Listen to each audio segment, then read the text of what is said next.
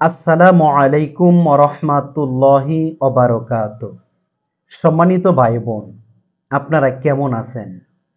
পবিত্র এই রমাদান মাস আপনাদের কেমন কাটতেছে? খুব সুন্দরভাবে, উত্তমভাবে সিয়াম পালন করার পাশাপাশি মহান রব্বুল আলামিনের ইবাদত ঠিকমতো করতে পারতেছেন তো, নাকি অলসতা চেপে বসেছে? আমরা মানুষ হিসেবে দুর্বল, এ কথা সত্য। মহান রব্বুল আলামিন তিনিই বলেছেন মানুষকে খুব দুর্বলভাবে সৃষ্টি করা হয়েছে। অতএব আমরা দুর্বল, এ কথাই সত্য। তারপর আমরা অধ্যবসায়ী হয়ে উদ্যমভাবে ইমানি শক্তি নিয়ে, ইমানি একটা জজবা নিয়ে আমরা পবিত্র মাহে রমাদানে পা রেখেছি। খুব সুন্দরভাবে রমাদানগুলো পার করতেছি, কিন্তু অলসতা আমাদের জীবনে আসবে, এটাও কিন্তু সত্য। আমরা মানুষ হিসেবে অলস। আমরা অলসতা কাটিয়ে কিভাবে আরো বেশি খুব সুন্দরভাবে এই রমাদানের বাকি দিনগুলো কাটাতে পারি, সে কথাই আমি আজ আপনাদের সাথে বলবো ইনশাআল্লাহ। সম্মানিত ভাই বোন, এই যে পবিত্র রমাদান মাসে আমরা সিয়াম পালন করতেছি, কেন? এটা কি আমি জানি? এই সিয়াম আমি কেন পালন করতেছি? এর মূল উদ্দেশ্য কি? এর মূল উদ্দেশ্য কি এটা যে আমি সাহারি খেলাম, ইফতার পর্যন্ত সারাদিন না খেয়ে থাকলাম, আমার সিয়াম হয়ে গেল, এটাই কি মূল উদ্দেশ্য, নাকি আরো কোনো উদ্দেশ্য আছে? এটা আমাকে আপনাকে সর্বপ্রথম জানতে হবে।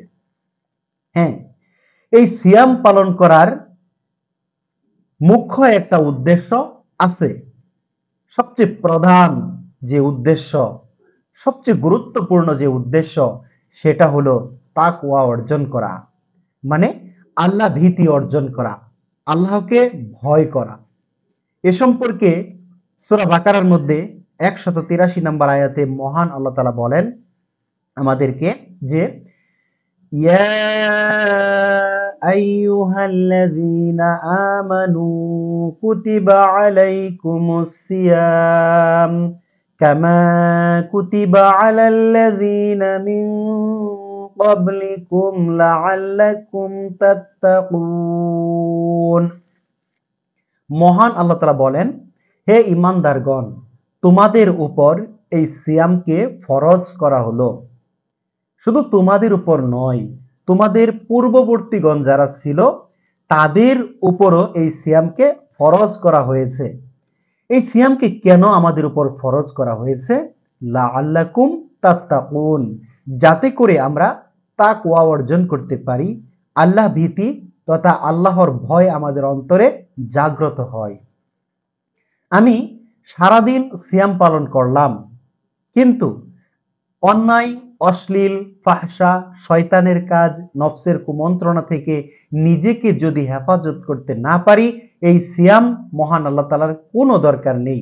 এ সম্পর্কে রাসূলুল্লাহ সাল্লাল্লাহু আলাইহি ওয়াসাল্লাম আমাদেরকে কঠিন হুঁশিয়ারি বার্তা তিনি দিয়েছেন। তিনি বলেন, যদি কোনো বান্দা সিয়াম পালন করে কিন্তু অন্যায়, অশ্লীল, ফাহশা, শয়তানের কাজ, গর্হিত মিথ্যা কথা, মিথ্যা কাজ থেকে নিজেকে হেফাজত করতে না পারে, তার সারাদিন না খেয়ে থাকা মহান রব্বুল আলামিনের কাছে কোনো প্রয়োজন নেই, কোনো দরকার নেই। তার মানে সিয়াম আমি পালন করব তাকওয়া অর্জন করার জন্য, যাতে করে আমার অন্তরে আল্লাহ তাআলার ভয় তৈরি হয়। একটি মাস আমি সিয়াম পালন করব, আল্লাহ তাআলার ভয় অন্তরে জাগ্রত করব, বাকি 11টি মাস যেন আমি আমার মহান রবকে ভুলে না যাই, শয়তানের কুমন্ত্রণায়, নফসের ধোঁকায় পড়ে আমি নিজেকে যেন ধ্বংসের দ্বারপ্রান্তে নিয়ে না যাই। এই তাকওয়া আমাকে অর্জন করতে হবে। তাই এই রমাদান মাসে আমি সিয়াম কেন পালন করতেছি, এটা সর্বপ্রথম আমাকে আপনাকে জানতে হবে। রমাদানের বিশেষত্ব কোথায়, বা এই রমাদান মাসের ফজিলত কোথায়, সে সম্পর্কেও আমাদেরকে জ্ঞান অর্জন করতে হবে।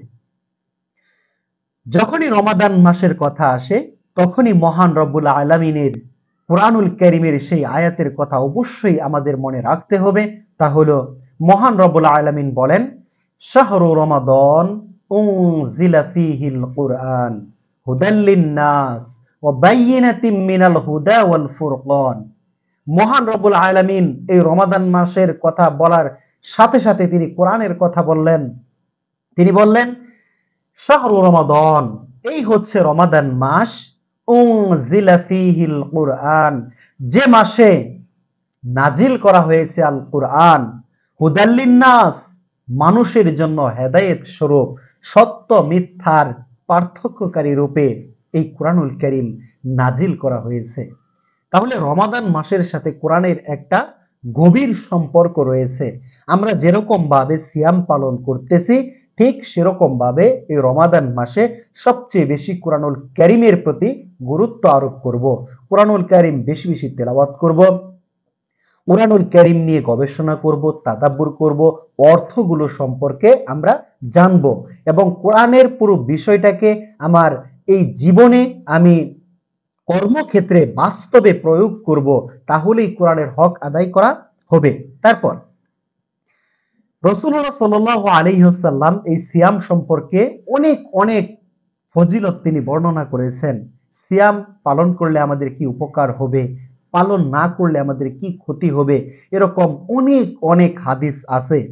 তো আমরা গুরুত্বপূর্ণ কয়েকটি হাদিস সম্পর্কে যদি জানি, তাহলে এই সিয়াম পালন করার যে মূল লক্ষ্য উদ্দেশ্য, সেটা আমরা অবশ্যই হাসিল করতে পারবো, বা এই সিয়ামের যে একটা লক্ষ্য আছে তা আমরা অর্জন করতে পারবো। সম্মানিত ভাই বোন, এ সম্পর্কে আবু হুরাইরা রাদিয়াল্লাহু আনহু থেকে বর্ণিত, তিনি বলেন, রাসূলুল্লাহ সাল্লাল্লাহু আলাইহি ওয়াসাল্লাম তিনি বলেছেন, যে ব্যক্তি ঈমানের সাথে সওয়াবের আশায়, নেকির আশায় সিয়াম পালন করবে, তার জীবনের বিগত জীবনে যত পাপ হয়েছে সকল পাপ মহান রব্বুল আলামিন ক্ষমা করে দিবেন। সুবহানাল্লাহ। তার মানে আমরা একটি পয়েন্ট পেলাম, আমি যদি সিয়াম পালন করি তাহলে আমার জীবনের বিগত যে জীবনে যত গুনাহ করেছি, যত পাপ করেছি, যত অন্যায় করেছি, সকল গুনাহ মহান রব্বুল আলামিন ক্ষমা করে দিবেন। তারপর 2 নম্বর পয়েন্ট হচ্ছে, যে ব্যক্তি ঈমানের সাথে সওয়াবের আশায়, নেকির আশায় তারাবি তথা কিয়ামুল লাইল, রাতের সালাত আদায় করবে, তার জীবনের বিগত জীবনে যত গুনাহ করেছে সকল গুনাহ আল্লাহ তাআলা ক্ষমা করে দিবেন। সুবহানাল্লাহ। 3 নম্বর পয়েন্ট হচ্ছে, যে ব্যক্তি ঈমানের সাথে সওয়াবের আশায় লাইলাতুল কদর রাত্র জাগরণ করবে, কিয়ামুল লাইল করবে, ইবাদত করবে, দোয়া করবে, জিকির করবে, এরকম ব্যক্তিকে মহান রব্বুল আলামিন ক্ষমা করে দেন। সম্মানিত ভাই বোন, শুধু তাই নয়, আবু হুরায়রা রাদিয়াল্লাহু আনহু থেকে বর্ণিত, তিনি বলেন, রাসূলুল্লাহ সাল্লাল্লাহু আলাইহি ওয়াসাল্লাম বলেছেন, এই রমাদান মাসের প্রথম দিনেই শয়তানকে শৃঙ্খলাবদ্ধ করে রাখা হয়, অবাধ্য জিন এবং শয়তানকে শৃঙ্খলাবদ্ধ করে রাখা হয়, যাতে করে শয়তান মানুষের অন্তরে ওয়াসওয়াসা বা ধোঁকা দিতে না পারে। তারপর জাহান্নামের দরজাগুলো বন্ধ করে দেওয়া হয়, আর এই রমাদান মাসের আর কোনো সময় খোলা হয় না। তারপর জান্নাতের দরজাগুলো খুলে দেওয়া হয়, আর কখনো রমাদান মাসে বন্ধ করা হয় না।